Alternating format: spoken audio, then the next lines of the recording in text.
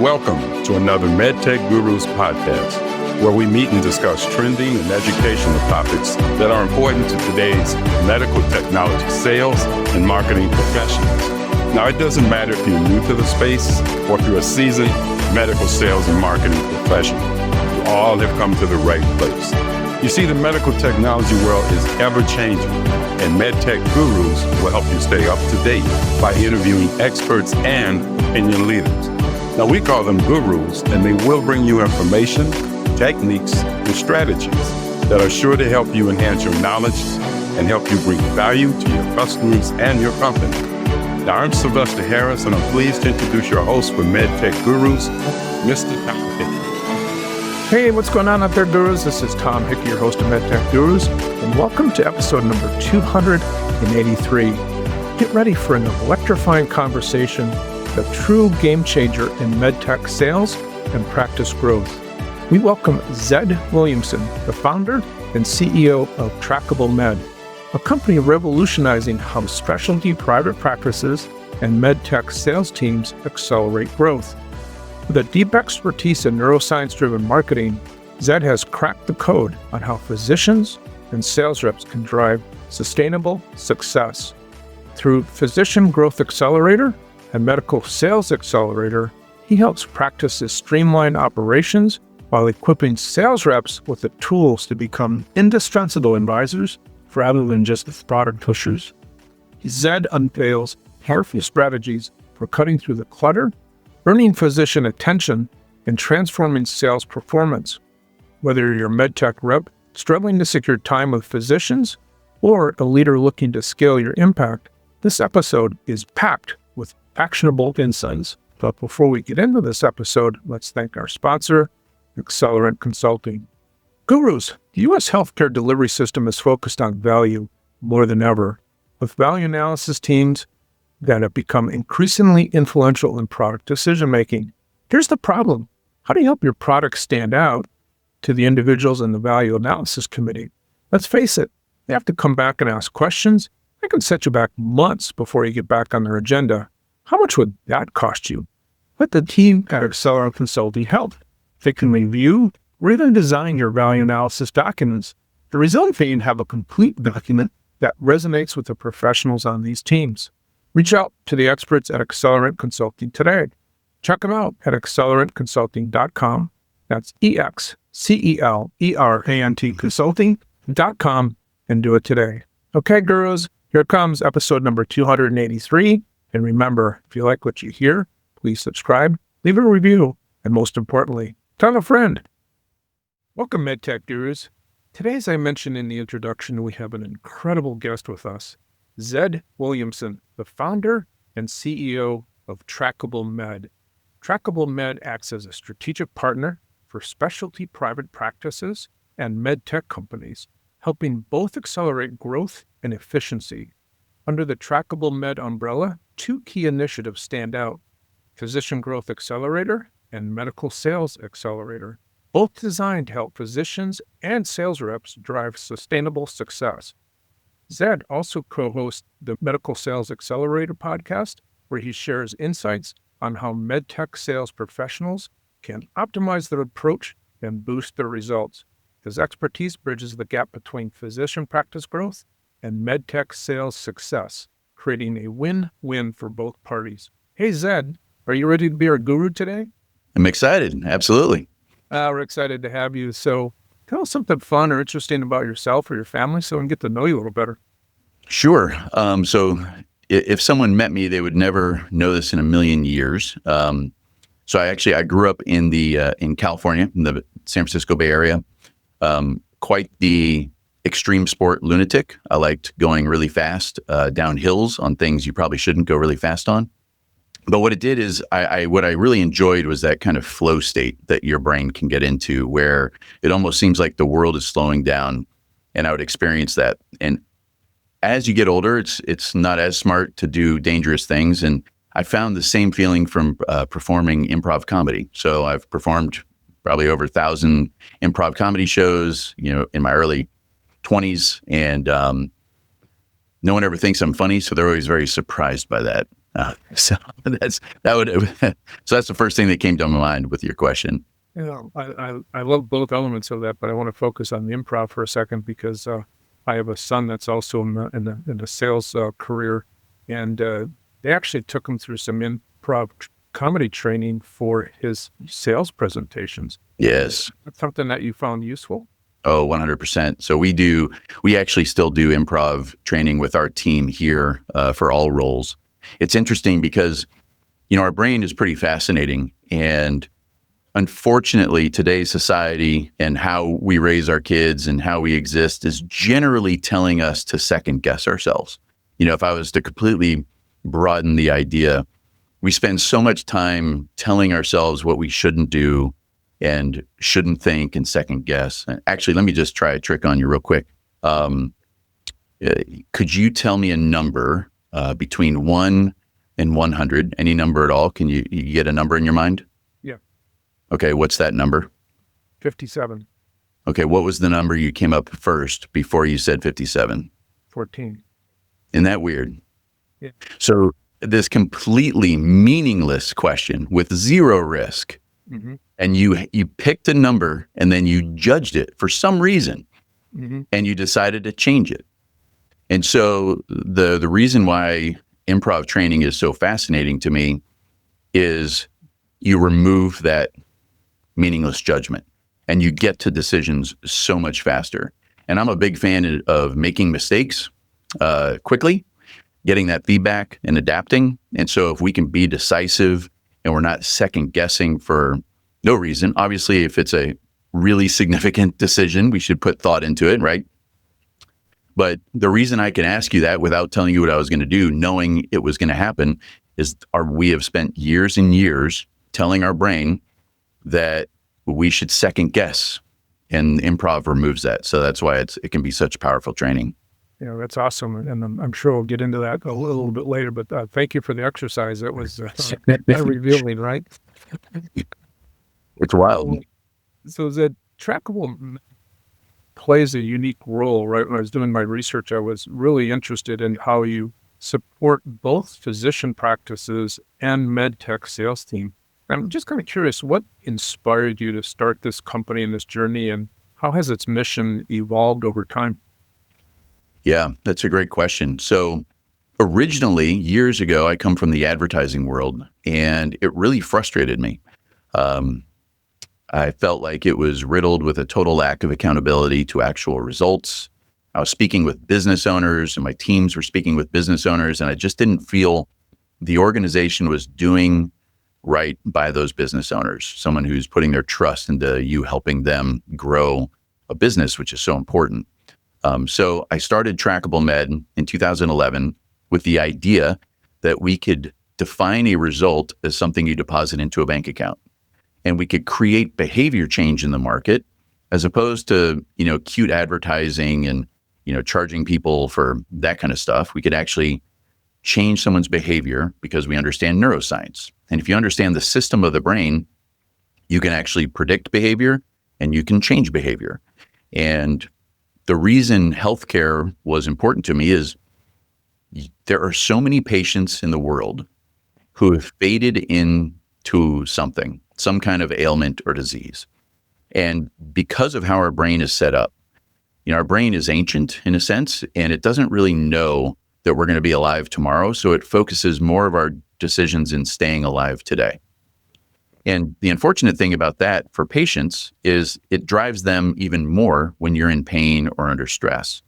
And there's so many patients out there suffering needlessly because they faded into what they're experiencing, and there's not a way to help them realize that they can live a different life. And starting with TrackableMed, we were working with private practices who were helping patients. We could change that behavior. We could create this really nice flow of very specific ideal patients for these practices. And medical device recognized it. So I didn't start the business thinking about working with medical device. I started the business thinking about working with private practices. And the outcome was these medical device companies were seeing blips on the screen of how is it that this practice is doing so many more of these very specific treatments. And then they found TrackableMed. And that's how I realized, like, holy moly, you guys are one side of the equation, private practice is the other side of the equation. So it makes sense to interact with both. Well, that's really interesting because it kind of speaks to, helping deliver that value proposition, right, to that physician practices. I mean, we all talk about innovations and how it's going to help make you more efficient and build a practice and build those outcomes. And you've got some demonstrable proof of that now, right? Yep. Yeah, absolutely. Cool. That's phenomenal. So, Zed, on MedTech Gurus, we talk to a lot of, innovators. We talk to a lot of companies that are trying to, build and scale. And one of the biggest challenges for their sales reps is getting time and attention from physicians. What strategies would you recommend to help them break through that noise and become a trusted advisor? Can you provide us any insights there? Sure. Yeah, it's a great point. I would first, and this might sting people, if you're not getting time and attention, you probably don't deserve time and attention. I like to start from that point so that we can put ourselves into a little bit of discomfort. The reason that there's value in that, let me paint this in another way. Everything we experience is the perfect outcome of our current system. What our brain wants to do is kind of let us off the hook. So let's say someone's listening right now and they woke up tired and they said to themselves or out loud, "Oh man, I just didn't get a good night's sleep." And I would disagree with that person. I would say you lived a day yesterday that created a poor night's sleep last night. And the reason I would say that is because you could purposely have a bad night's sleep. You could stay up late. You could scroll your phone. You could watch movies late. You could drink late, eat late, have lights on, noise in the room, snore, all these things. You could do that and guarantee a poor night's sleep. What our brain wants to do is not take ownership. But the second you say, I lived a day yesterday that got me a bad night's sleep, now behavior change can come into play. And I can live a different day today. So when we think about that time and attention, if we own it and say, man, it's not hard to get time and attention. I haven't deserved the right to time and attention yet. The system I'm operating, that is the perfect outcome, 0 time and attention. It stings a little bit, but that's where behavior change comes from. And so once you kind of get to that point, then you can start asking yourself, from the perspective of who I want that time and attention from, what do they care about? What is their actual position from the standpoint of what they see value? If all I'm taking from them is time and their attention, then I'll probably never earn it. I have to actually use that time so that they walk away with more. So from a standpoint of what that is, it's going to be very specific to understanding that person, but you don't find out by making statements. I really believe in the power of questions. So that's what I would say about those interactions. Yeah, that's really helpful. And building on that, what are some of the common mistakes that you see MedTech sales teams make, and how do you then correct them to be a little more effective? Violently unloading data on clients or customers, like just let me right? Yeah. The whole idea of, okay, I only got 30 seconds, so let me back the dump truck up and just hope maybe something sticks. That's, to me, the biggest mistake. And unfortunately, the industry, like from a sales rep, you have to own learning those skills because your company is not going to focus on that. Your company is going to focus on the clinical aspect, making sure that you really understand the clinical side of what you're doing. And that is incredibly important. But if you lean only on that, that's going to be a problem. So to me, it's how can you be invited for them to ask about what you're selling? Can the conversation be about pure value to that person? And then it turns out that many times out of 10, that your product, device, whatever's in your bag actually helps serve that value, as opposed to you coming in hot with data, examples, demos, let me just spray and pray. Yeah, I think, is some of that perhaps the root cause, folks think they've only got so much time of a practitioner's day, right? So they're trying to be cognizant of that. But in a sense, they're doing them the disservice of just kind of wasting that time, even if it's 5 minutes, right? Yeah, at 100%. And it's also where their knowledge lies. So if your knowledge is completely on the data and clinical aspect, then you lean on what you know, and it goes back to your brain letting you off the hook. You can end your day and go, all right, I did a good job today. I told everybody all the fancy data we have and all the proof and all the studies and all the reasons why they should stop what they're doing now and do what I'm saying they're doing. So I did a good job, pat myself on the back. Of course, no sales happened, but right. So that absolutely, it's this almost like a flywheel of the opposite of what you want. There's little time, so you think you have to go fast with information. Unfortunately, it's the least important part of communication. If you think about it, people do not make decisions logically. Like, we are not logical beings. We are emotional beings. Anyone who tells you that they make a decision logically is lying to themselves and you. Now, what they're doing is they made a decision emotionally, and then they searched for some logic. That's called confirmation bias. This was years ago, but I was in a room close to 1,000 people, and I was discussing a topic like this. And I said, hey, raise your hand if the gas mileage was the number one reason why you purchased your car.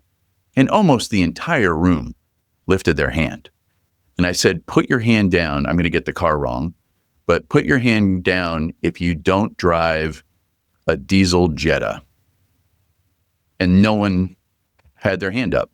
So none of them bought a diesel Jetta, which at the time was getting the most gas mileage. So even surgeons, doctors, they don't make decisions logically. So if we just try to shove information in someone's face, we're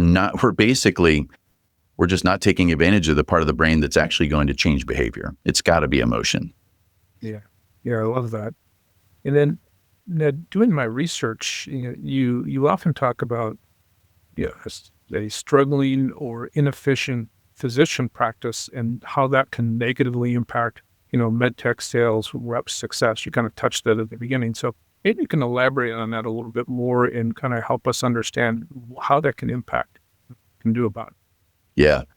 Man, this has got to be one of the most frustrating things for a rep to experience. So imagine you got the time and attention. You have a physician who's bought into using your technology.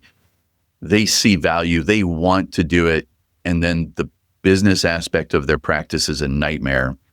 And you never get any sales, or you get very little sales because they have so many constraints on the practice that are keeping them from seeing the patients they need to see to be able to use your technology. It's really frustrating. Signs of this are, let's say you try to call one of your customer practices and they never answer the phone, or they answer the phone and you can tell they're almost on the side of rude in their interaction. It could be in the office, there's patients complaining about wait times.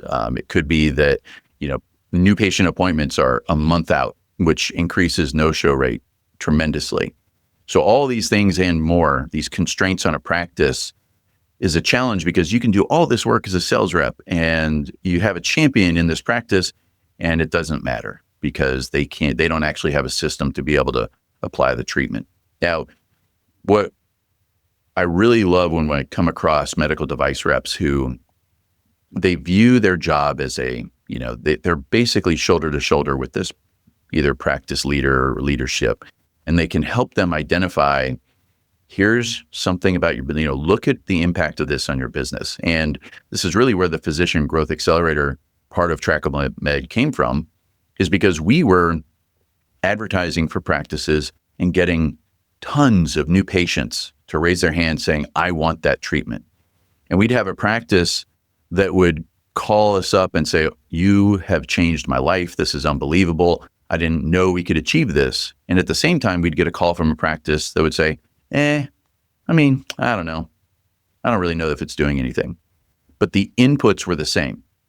And so kind of going from a system standpoint, if we think about constraint theory or system thinking, that can't be true. You can't put the same thing in two different places and it just is different, right? There's a reason.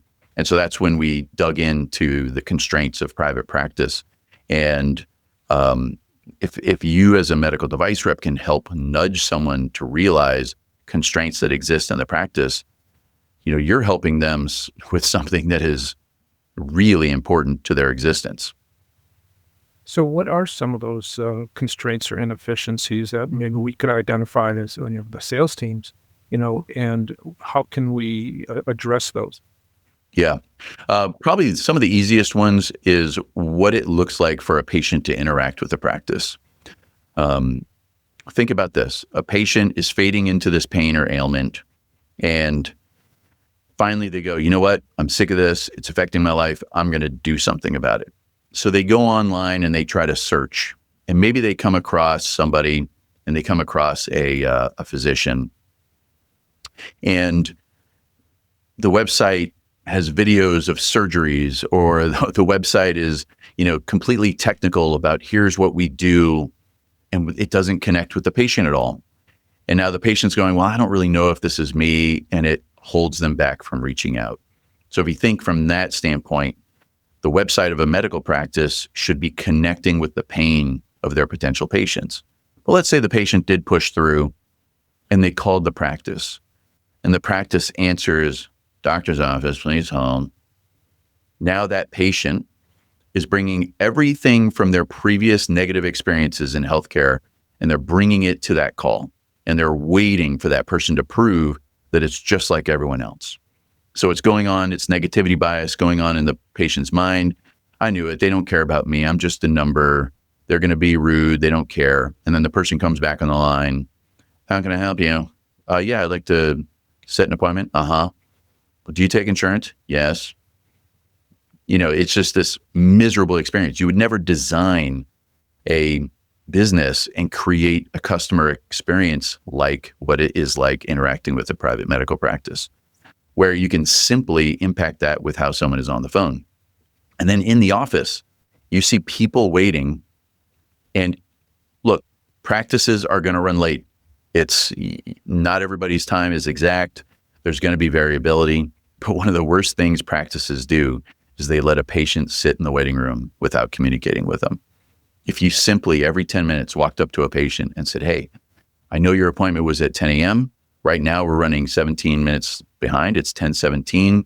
I understand that you've been waiting. I appreciate it. I'm going to keep checking in with you, but we haven't forgot about you. We're going to get you in. So just things like that. Literally, those three items could double the throughput of a practice with not paying attention to anything else. So if you're a medical device rep and you've got a new product to help with some therapies, how do we make that recommendation, or what does that conversation look like to improve the practice to maybe then, bring more of our device or get more throughput with our equipment? Can you give us some thoughts on that? Yeah. So what I like to find out is what is important. So if something's not important to somebody, you're not going to talk them into believing it's important. And so if you're interacting with that practice and you can call out something you witnessed, hey, I noticed this. Are you okay with that?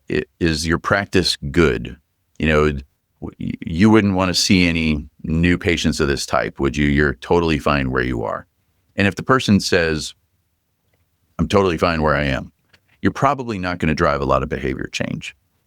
But most of the time, you're going to get someone to go like, I didn't realize that. I mean, I would love new patients of this type. But it's not important enough for you to do anything about it, is it? Well, yeah, it is. And so now what you've done is you've started to create the inertia. And there's just some simple tools out there. They can, make better use of the software that's connected to their EHR or EMR, and related to patient engagement. Just have the front staff smile when they answer the phone. The simple act of a physical smile when they say hello, they would book 10% more appointments guaranteed. Just that one thing.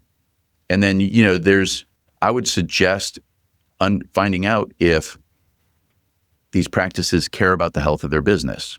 And if they do, nudge them to content online, nudge them to read books, nudge them to listen to podcasts, because this is something that is said often, and I big time disagree with it, is doctors aren't good business people.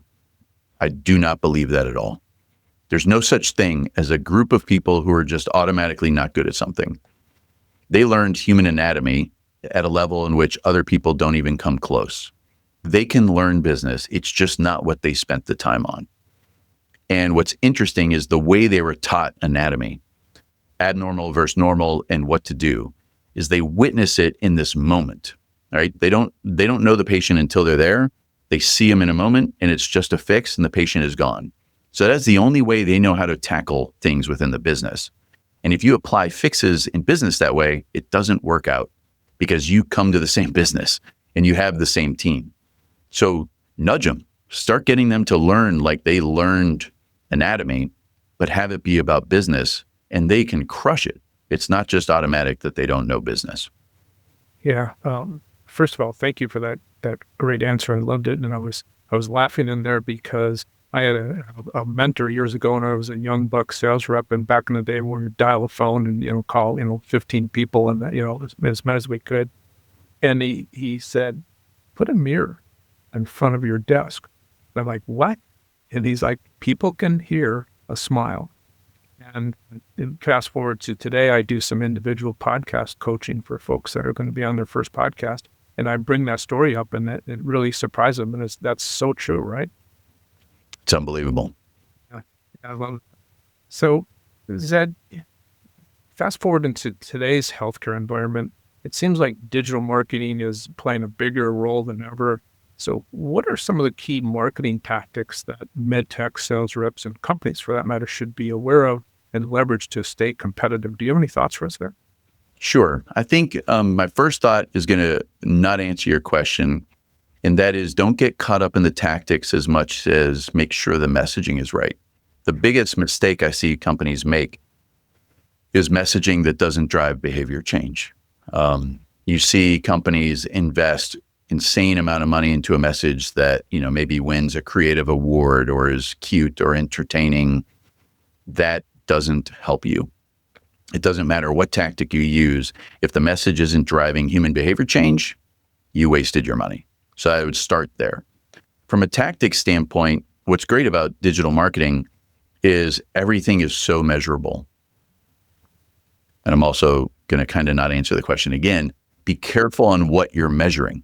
Because if we just take, let's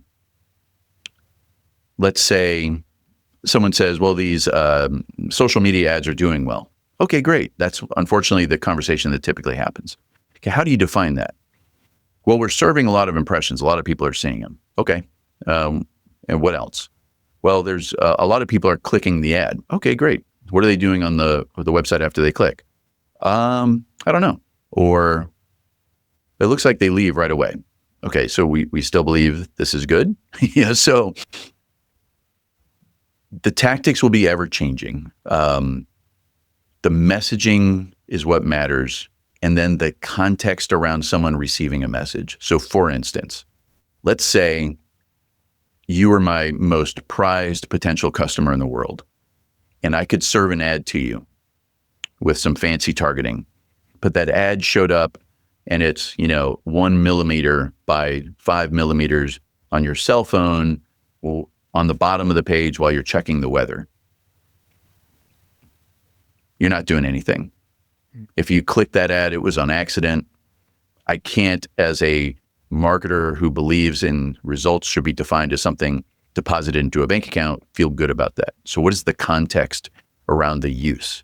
Could I get an ad in front of you that runs because you're watching you're watching Hulu or whatever, and you're watching an episode of your favorite show, and I can get an ad in front of you that way. I'd much rather do that than something that your brain is designed to ignore.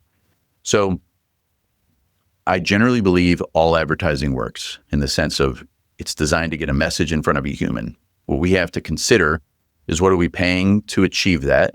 And then what is the context of that person receiving that message? And then above all, it's the quality of the message connecting to emotion. That's fantastic. And that, leads me to, when you hear about the role of storytelling, right, to kind of build on that messaging. So I'm curious about your take in that, because, we often talk about, as you mentioned earlier, get the data out there, get the, the value analysis stuff out there. How can sales reps craft these compelling narratives that can resonate with physicians and hospital decision makers? Do you have any thoughts, Chris, there? Yeah, there's actually, I chased the author's name out of my head right now, but there's a book called Story Brand that's a really easy, good read. You don't have to be an advertising or a marketer to read that book. But the reason I really enjoyed how he structured it, he's just nailed it. The story can't portray you as the hero. That's the biggest mistake people make when they're creating narratives, is they tell the story to portray themselves as the hero. And it's much more powerful if you can tell a narrative or a story that portrays your customer as the hero and you as the guide. Okay, you go in old school Star Wars, you want your customer to be Luke Skywalker and you want to be Yoda. Okay. The star of the show is Luke, and but he was able to achieve what he did because of Yoda. And the stories need to be structured that way. That's how you'll get into that person's brain. They will accept that, and now you can actually give them tools to change their behavior. If your story is, this is why we're so great, here's another story of why we're great, and here's another story of why we're great. It falls on deaf ears. Yeah, that's very interesting. As much as I want to be the shining star, right? Yes. We gotta set that ego aside and make our customer the shining star. Right? That's right. That's right. Yeah. I love that. Or the patient even. You can make the patient the hero in the story. Yeah, no, that's an excellent point. I love that, because that's really why we're all here, right? Yep. So, you've worked with so many high-performing MedTech sales professionals. And I'm just kind of curious, from your opinion, what separates that top 1% from the rest of the field? That's a great question. Their value is not defined by their product. I would say that's it 100%.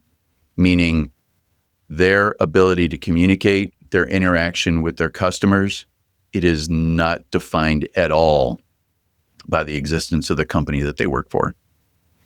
And it's kind of funny. So it's this interesting thing that just popped into my mind. But this is a similar conversation I recently had with my older son, in that his value is not defined by a girl he likes.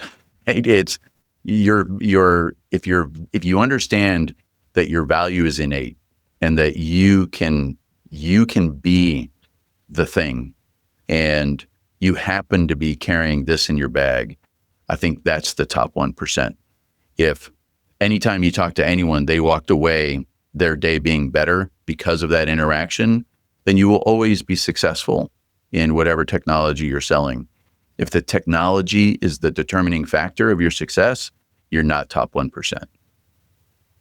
So I may put you on the spot here for a little bit, but Sure. You just made something leap into my mind. So if you're the entrepreneur or that young salesperson that's just kind of starting out, what types of resources should they be thinking about to try to achieve to get themselves into that top 1%? Because it's a journey, right? So how do they start that process?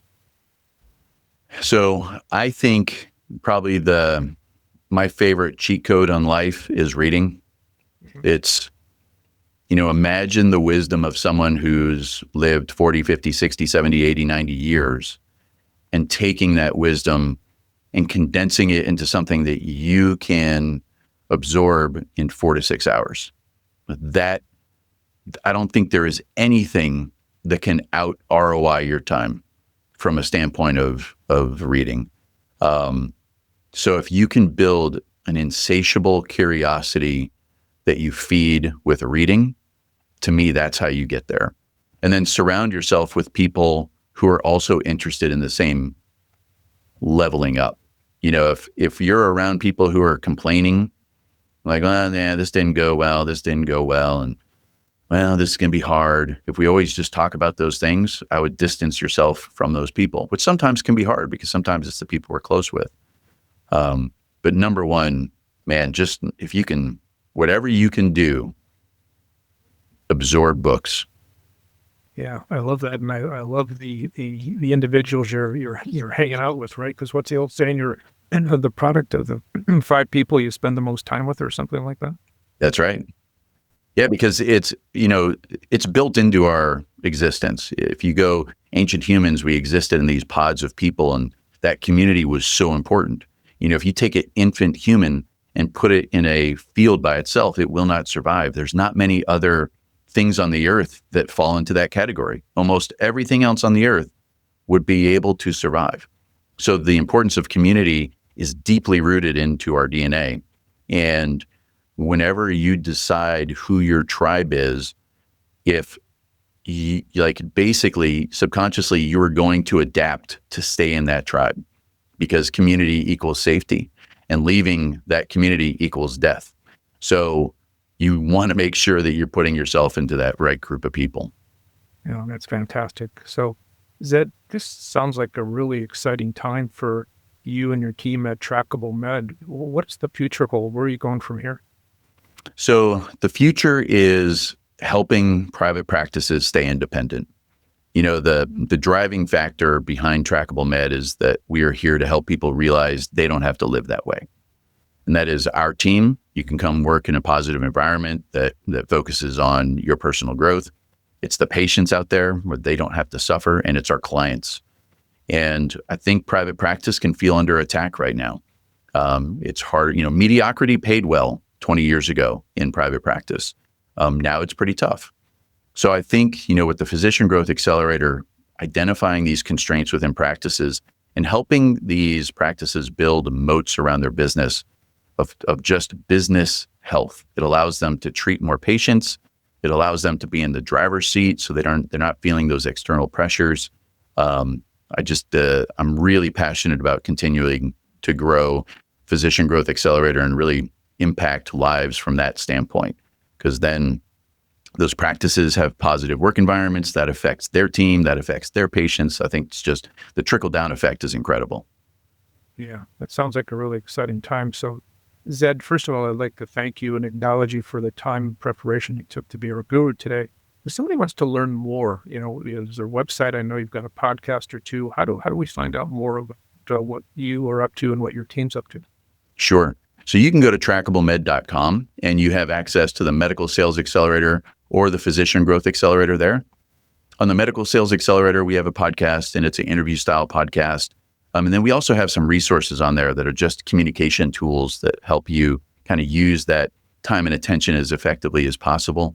On the Physician Growth Accelerator side, this is for private practices, but as a medical device rep, you can use this as bringing value. Listen to some of the episodes. They're very tactical, actionable items. Just use the information and pass it along, or share the podcast with your customers.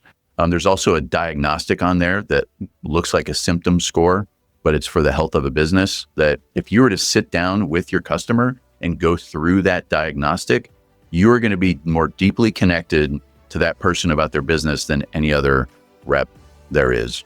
So I would say just play around. There's a lot of resources, and really appreciate you having me on today. Well, you bet. Thank you for all the insights that you brought for us today. We appreciate all your time and information, and look forward to learning more as we go along. Excellent. Thank you so much.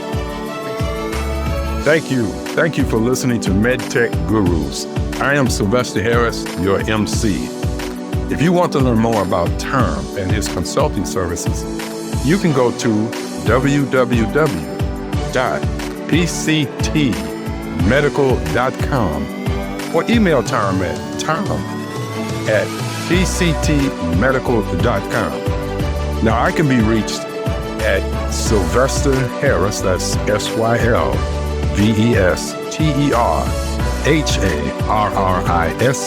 harris5048@gmail.com, and I'd be pleased to discuss any voiceover work that you may want for your company or broadcast.